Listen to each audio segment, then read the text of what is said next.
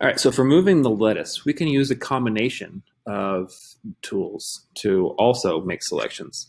So for this one, if I were to use the rectangle marquee tool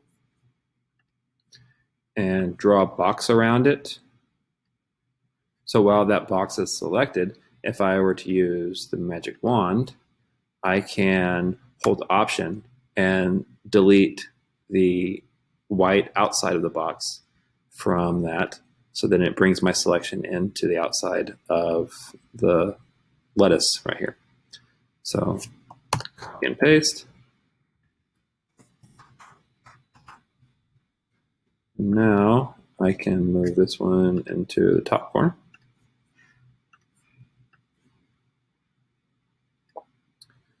Next up is the peppers. So for this one, I'm going to use the quick selection tool.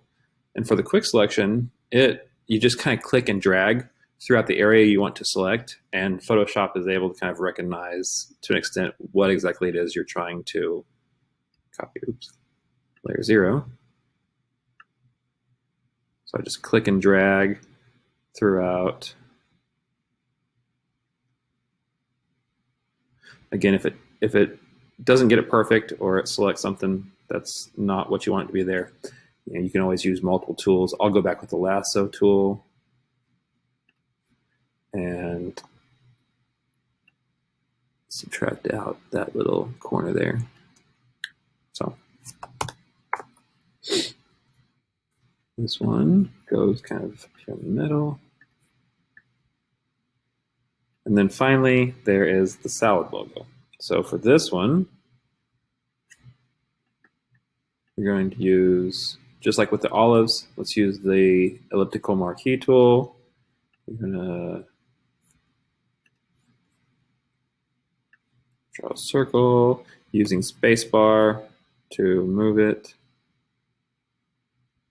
kind of like that.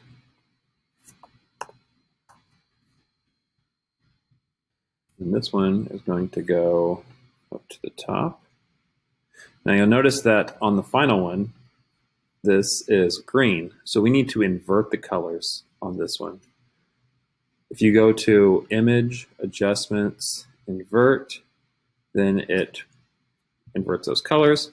There's also 2 copies of that get progressively larger. So if I make another copy, paste that copy, move that to right here. Command T is my shortcut. I'll make that a little bit bigger. One more copy. Command T to make that bigger. So something kind of like that.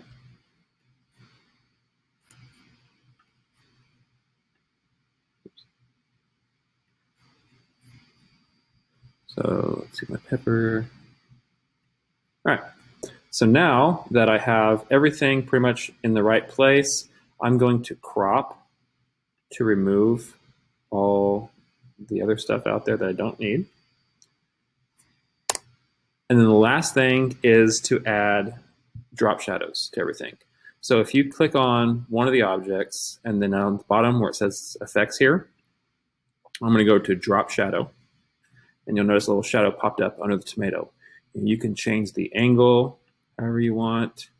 You can set these sliders so that the shadow is bigger or smaller. It doesn't really matter what you have it at. Just make sure there's a shadow.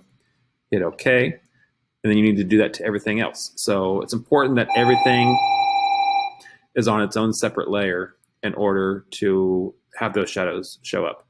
So the easiest way to do this is if I right-click on my layer that has the shadow, I go to Copy Layer Style. I click on my other objects. I can just hold Shift, and once I have all of them selected, I go to Paste Layer Style. Now everything has a shadow, and it's done. Save it as a JPEG and upload it to Schoology.